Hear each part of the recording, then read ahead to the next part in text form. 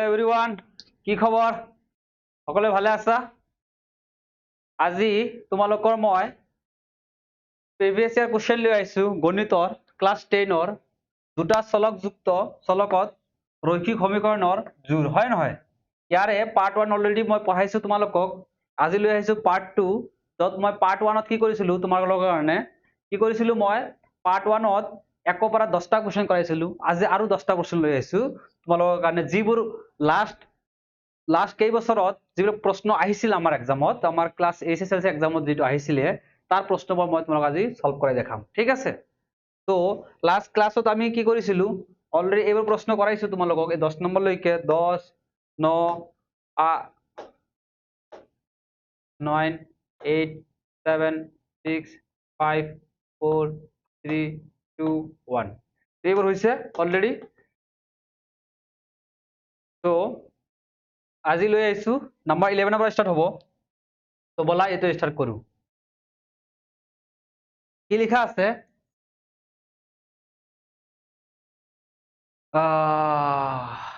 প্ৰশ্নটো অকমান printing mistake হৈ আহিছে, মই তোমালোকে চাই কৈ দি আছো ইয়াতে কি হ'ব।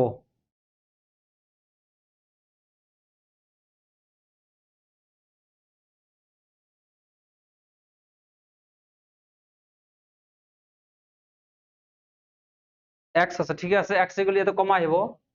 x equal to 2, y equal to 3 আৰু px ত এই দুটা ৰেখা, এই কি হৈছে, এই ৰেখা দুটাই এটা বিন্দুত আৰু ৰেখা দুটাই এটা বিন্দুত মিলিত হয় p ৰ মান নিৰ্ণয় কৰা। তো আমাক লাগে p ৰ মান, হয় নহয়? x ৰ ভ্যালু y ভ্যালু দিয়া আছে, p ৰ মান লাগে, বাস সমীকৰণত কি p ৰ মান, এইটো x ৰ মান y ৰ মান বহাই দিলে হৈ গ'ল। তো আমি কি কৰিম, আমাৰ কি আছে px, এইটো আছে না, এইটো এইটো lx, এইটো মই এইটো লৈ লওঁ lx নহয় qx লৈ লওঁ, হয় নহয়? কি লৈ ল'ম,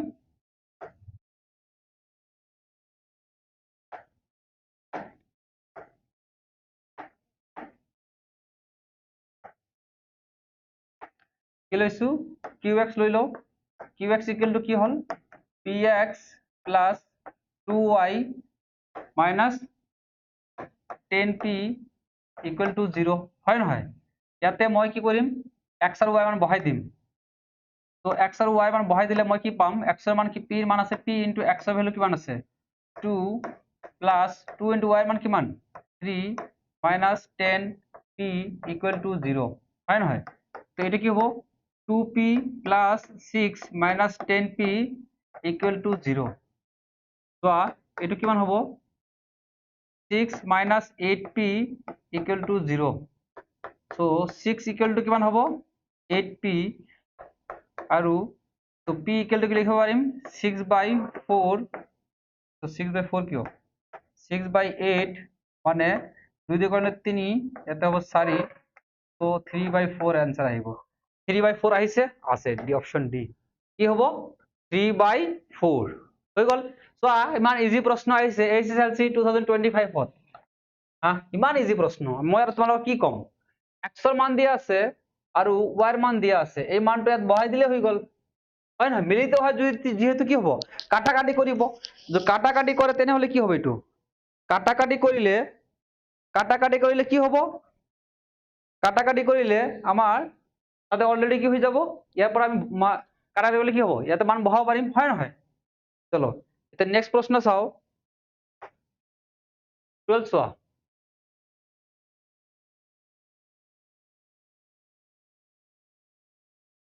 Zero x plus 0y plus k equal to 0, k not equal to 0, এটা k not equal to 0, হয় নহয়? এটা রৈখিক সমীকরণ সত্য অসত্য লিখা, এটা কি হবো, সত্য না অসত্য?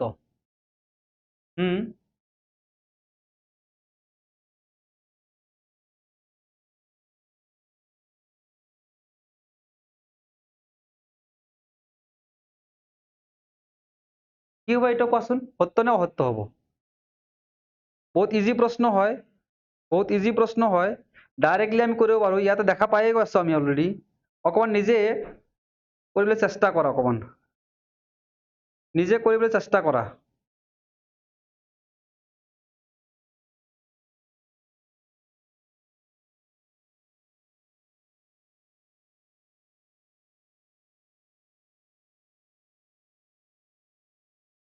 হা এটা কি হ'ব কোৱাচোন চোৱা মই 0x ইয়াতে মই যদি কি সত্য না সত্য বুলি কৈছে এইটো কি ইকুৱেল নট ইকুৱেল টু 0 বুলি কৈছে তো 0x 0 into x কি 0 প্লাস o2y কি হ'ব 0 হ'ব আৰু প্লাস k ইকুৱেল টু কি আছে 0 তো k এৰ মান কি পাই আছে আমি k এৰ মান ইকুৱেল টু কি পাই আছো 0 তো k নট ইকুৱেল টু 0 বুলি কৈছে হবই নোৱাৰে হয় নহয় তেনে এটো কি লিখিব পাৰি আমি অসত্য লিখিব পাৰিম হয় নহয় এটো অসত্য সো এসএসসি 2023 আহিছে তো ইমান ইজি প্ৰশ্ন আমাৰ আহে ইমান ইজি প্ৰশ্ন আহিছে হয় নহয় ঠিক আছে তে নেক্সট প্ৰশ্ন চাও 13 টো চোৱা এই দুটো সমীকৰণৰ সমাধানৰ সংখ্যা নিৰ্ণয় কৰা কিমানটা সমাধান থাকিব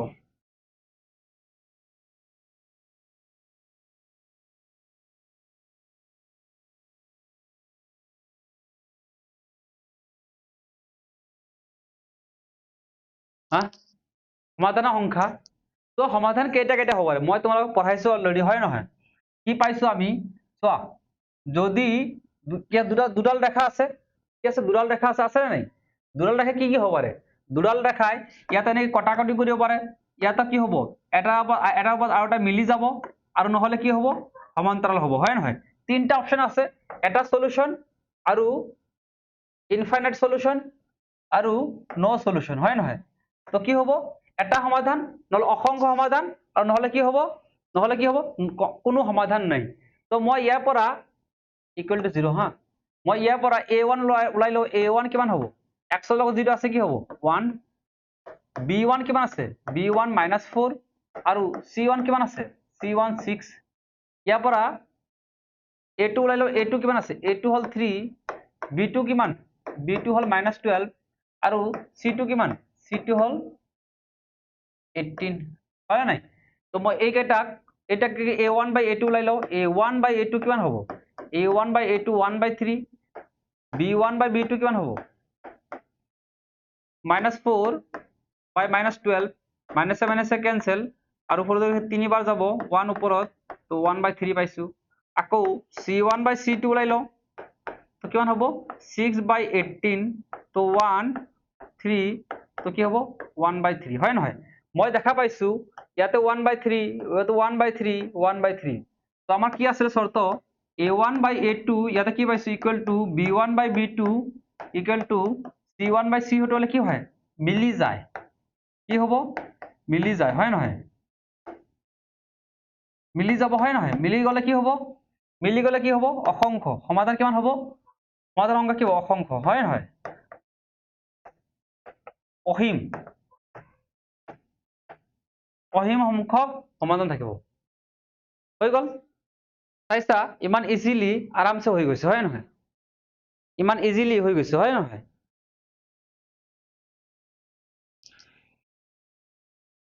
তো এতিয়া নেক্সট প্ৰশ্ন চাও তো তিনটা প্ৰশ্ন আমাৰ ইমান এইটো কি 2023 হয় তিনটা প্ৰশ্ন ইমান ইজিলি এই তিনটা মনত ৰাখিবা কেতিয়া কটাকটি কৰে কেতিয়া মিলি যায় আৰু কেতিয়া কি হয় কেতিয়া কি হৈ যায় কেতিয়া তোমালোকৰ কেতিয়া কি হৈ যায় কেতিয়া এইটো সমান্তৰাল হৈ যায় মানে কোনো সমাধান নাথাকে 14 চোৱা কোৱেশ্চনটো একবাৰ নিজে পঢ়া আৰু কৰিবলৈ চেষ্টা কৰা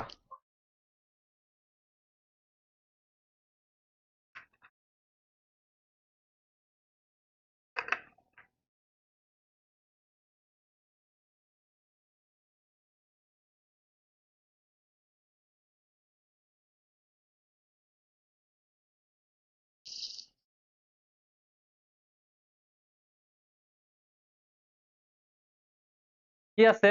পিৰ কি মানৰ বাবে তলত দিয়া সমীকৰণ এটাৰ অদ্বিতীয় সমাধান আছে অদ্বিতীয় সমাধান আছে মানে এটাতকৈ বেছি সমাধান থাকিব হয় নহয় এটাতকৈ বেছি সমাধান মানে কি অসীম থাকিব দুটা সমাধান থাকিব নোৱাৰে তাতকৈ বেছিয়ে থাকিব হয় নহয় তো মোৰ কি হ'ব লাগিব এই তিনটা সমান হ'ব লাগিব মানে কি হ'ব লাগে a1 by a2 equal to b1 by b2 equal to c1 by c2 a1 by a2 কি হ'ব এৰ মান কিমান 4 b আৰু a2 মান কিমান 2 ইকুৱেল টু b1 মান কিমান p এইটো কি হয় 2 আৰু এইটো মান কিমান হয় 8/2 তো এতিয়া তোমালোকৰ জোৰ পৰা লোৱা হৈ যাব ইয়াতে 2 2 কেনসেল হৈ যায় তো মই p ইকুৱেল টু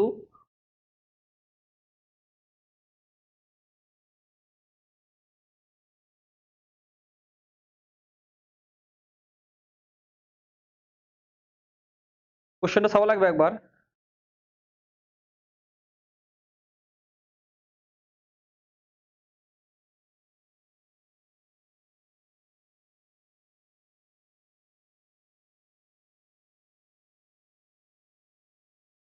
অদ্বিতীয় সমাধান আছে মানে অসীম অংক নহয়, হয় নহয়?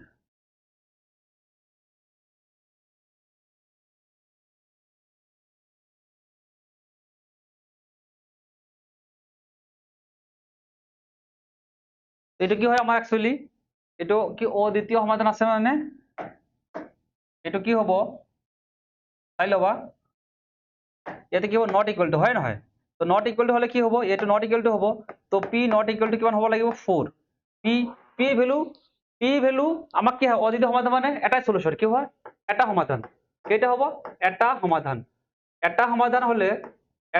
হলে কি হব লাগিব আমাৰ, এটা সমাধান হলে কি হব লাগিব a1 by a2 not equal to b1 by b2, হয় ন? অদ্বিতীয় সমাধান, ঠিক আছে? সমাধান আছে, অদ্বিতীয় সমাধান মানে এটাই সমাধান, ঠিক আছে? পঢ়িবলৈ ভুল নকৰিবা, হয় নহয়? তো কি হব অদ্বিতীয় সমাধান আছে মানে এটাই সমাধান আছে, হয় নহয়? তো এইটো কি হব তেতিয়া আমি কি অদ্বিতীয় সমাধানৰ কাৰণে কি পাওঁ, a1 by a2 not equal to b1 by b2, হয় নহয়? তো কি হব p not equal to 4 হৈ গল। নেক্সট চাও, নেক্সট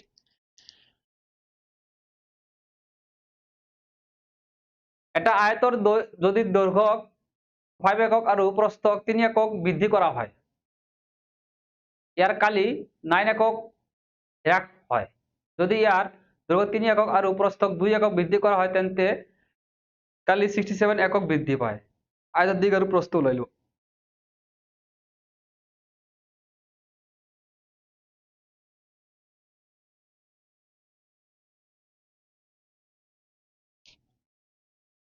একো নাই, দুটা সমীকৰণ বনাব লাগে, একো নাই,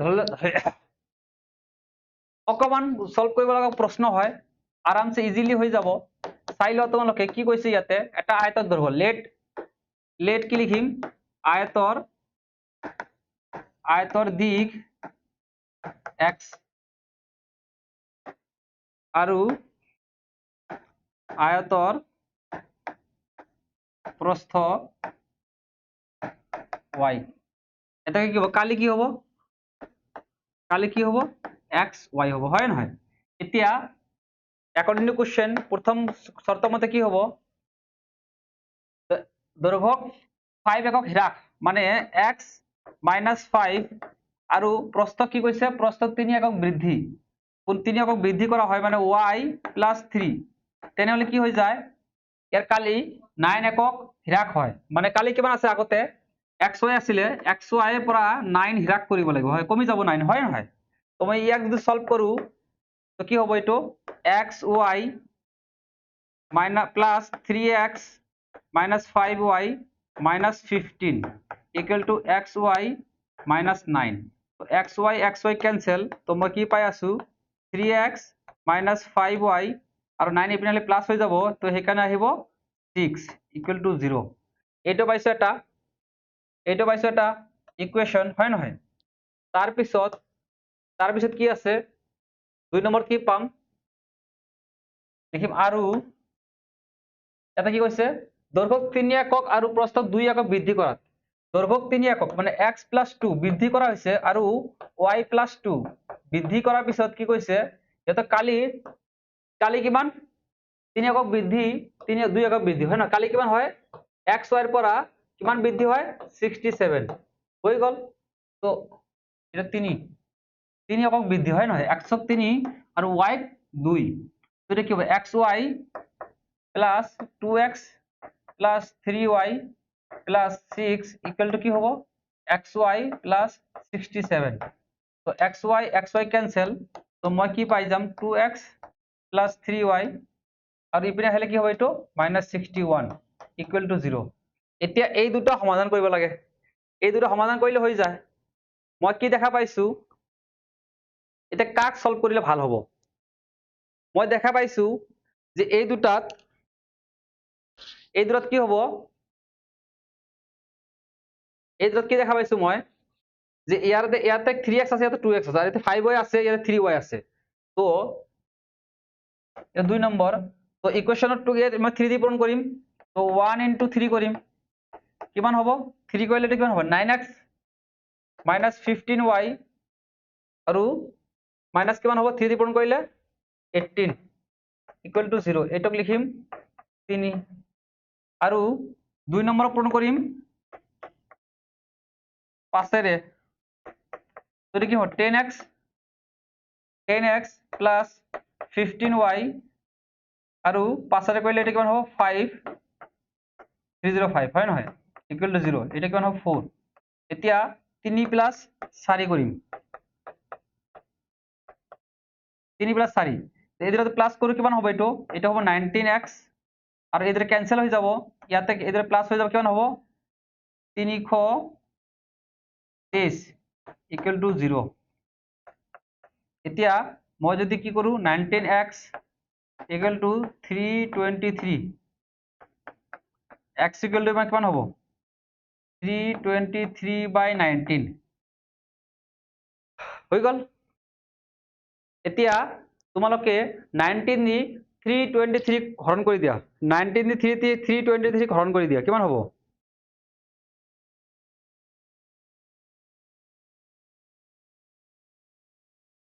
কিমান পাই 17 হয় নহয় এটা কিমান আহিব x এর ভ্যালু কিমান আহিব 17 x এর মান পাই যাম 17 এতিয়া x এর মান তোমালোকে এটাত বহাই দিলে হৈ গল x এর মান মই ইয়াতে বহাই দিও ইয়াতে বহাই দিছো মই 2 নম্বৰ ইকুৱেশ্যনত বহাই দিছো কিমান হ'ব এটা কি হ'ব 17 2 into 17 34 2 into 17 34 তাৰ পিছত plus 3y minus 61 equal to কিমান 0 তো এই দুটো যদি প্লাস করা যায় কিমান হ'ব 34 61 কি হ'ব 30 30 হলে হয় 4 কম হলে 27 হয় না 3y minus 27 equal to 0 so y equal to 27/3 মানে 9 তো y is equal to 9 পালো x equal to কিমান পাইছো 17 তো এতিয়া কি লাগে আৰু দিগ আৰু প্ৰস্থ লৈ দিগ হৈ গল দিগ 17 আৰু প্ৰস্থ 9 পাইছা হয় নহয় আৰামসে সলভ কৰিব পৰা যায় যিকোনো প্ৰশ্ন আৰামসে কৰা যায়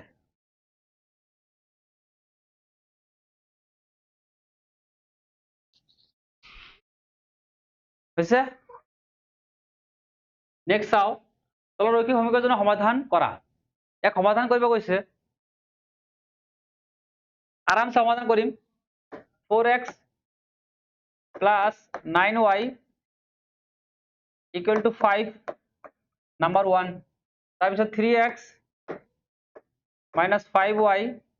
equal to 39 হয় নহয় 2 নম্বৰ এতিয়া মই কি হৈছে মই y কি কৰিম এলিমেন্ট কৰি দিম তো y এলিমেন্ট কৰাৰ কাৰণে কি 1 5 দি পূৰণ কৰিম তো 1 into 5 তো কিমান হৈ যাব এইটো 20x plus 45y equal to কিমান হ'ব 25 এটাক লিখিম 3 নম্বৰ আৰু 2 into 9 9 কৰিলে কিমান হবে 27x minus 45y equal to কিমান হ'ব 9 দি পূৰণ কৰিলে 81 8 35 হয়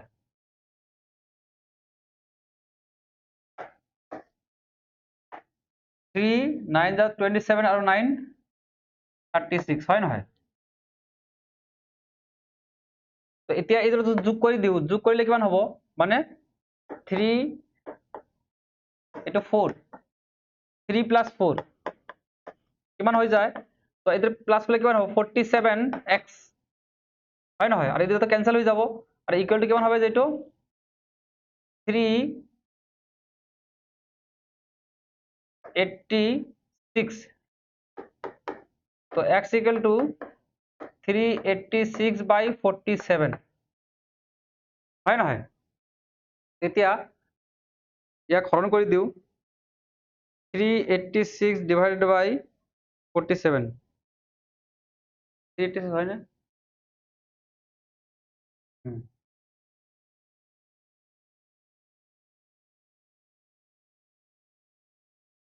361 351 ঠিক আছে মই কিয় কৰিছো 351 হ'ব না এইটো 9 8 আছিলে 9 নহয় 8 আছিলে 351 তো এইটো হ'ব 376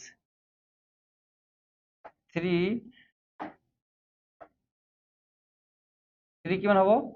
76 376 ডিভাইডেড 47 এতিয়া হৈ যাব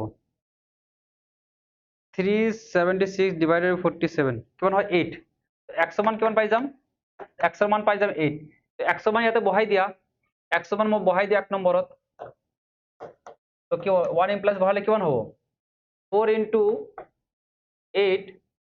plus 9y equal to কিমান 5 so 9y equal to 5 minus 32 so 9y equal to কিমান হ'ব minus 27 so y equal to কিমান হ'ব minus 3 হৈ গ'ল তো এনেকৈ কৰা যায় তো মই এইবোৰ চেপ্টাৰ পুৰা এপত পঢ়াই আছো তো পুৰা ডিটেইলছত পঢ়াই আছো ইয়াতে জাস্ট PYQ সলভ কৰাই দি আছো তো তাতে মই ধুনীয়া কৰি এটা ডিটেইলছত লিখাই দিওঁ পুৰা ভালকৈ ডিটেইলছত লিখাই দিওঁ তো তোমালোকৰ যদি লাগে এপটো ডাউনলোড কৰিবা তাতে বহুত কেইটা ভিডিঅ' ফ্ৰী আছে তো চাব পাৰা যে কেনেকৈ পঢ়োৱা হয় নহলে আমাৰ চেনেলত চাই থাকিবা বহুত ভিডিঅ' আছে চেনেলত আৰু আহি থাকিব হয় মই লাইভ পঢ়াইছো লাইভ সলভ কৰাই দিছো ৰেকৰ্ডত আহিব গোটেইখিনি তোমালোকৰ ভিডিঅ' হিচাপত আহিব তো তোমালোকে চাব পাৰা ঠিক আছে নেক্সট চাও তো সমীকৰণ ৰৈখিক সমীকৰণৰ ৰূপান্তৰ কৰি সমাধান কৰা ইয়াক ৰৈখিক বনাই কিনি কি কৈছে ৰূপান্তৰ কৰি সমাধান কৰিব কৈছে বাস কি কথা আছে কোৱাচোন একোই নাই আমি কি কৰিম লেট সলভ সলিউশন সলভ কেনে কৰিম root x equal to কি লিখি লোৱা root x নহয় ডাইৰেক্ট লৈ লোৱা 1 by root x equal to লৈ লোৱা p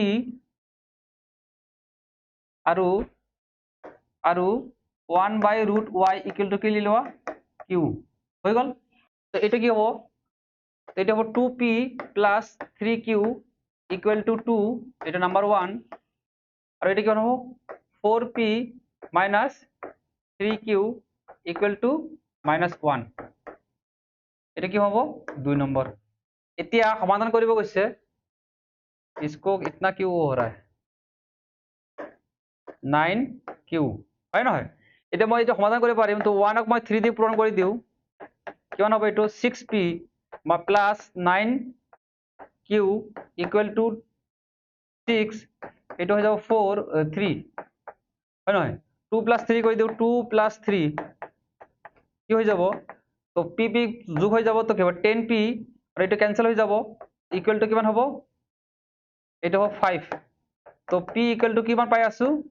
1/2 তো p কিমান হৈ যাব 1/2 তো p এর মান বহাই দিয়া p এর মান বহাই দিয়া ইয়াতে তো কি হ'ব p2 into 1/2 plus 3q equal to 2 so এটা 2 to cancel তো 3q is equal to 2 এটা ওপেন হল -1 তো q equal to কিমান হ'ব 1/3 হল তো p কিমান লিখিছো আমি তো মই কি লিখিব পাৰিম 1/√x equal to কিমান হ'ব p এৰ মান কিমান 1/2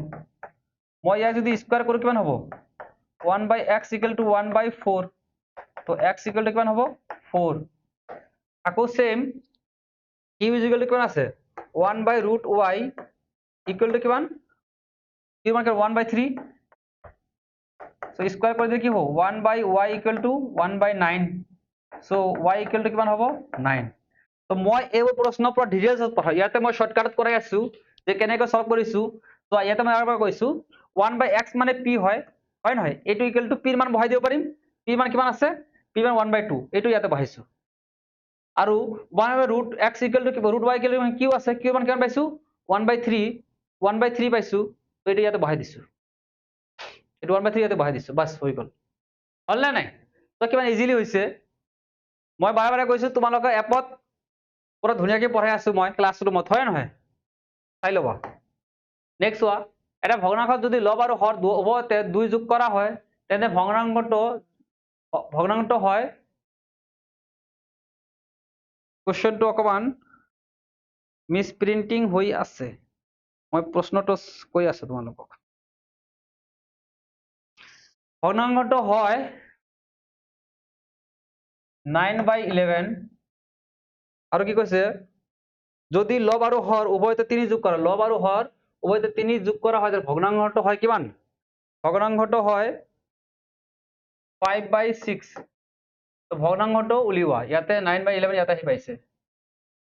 তো ঠিক আছে, ধৰা হল লেট ভগ্নাংশটো কিমান, লেট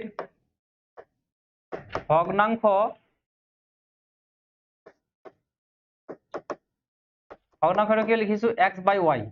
তো কি কৈছে, উভয়তে 2 যোগ করা হয়, মানে x + 2 বাই y + 2 যোগ করা হয়, তেনেহলে কিমান হয় 9/11। তো ইয়াক যদি মই সৰল কৰো কিমান হ'ব, এইটো 11x + 22 = 9y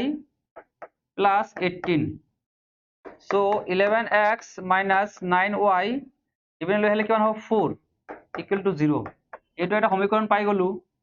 আৰু এটা কি পাই যাম, উভয়তে যদি 3 যোগ কৰা হয় তো কি হ'ব x + 3y + 3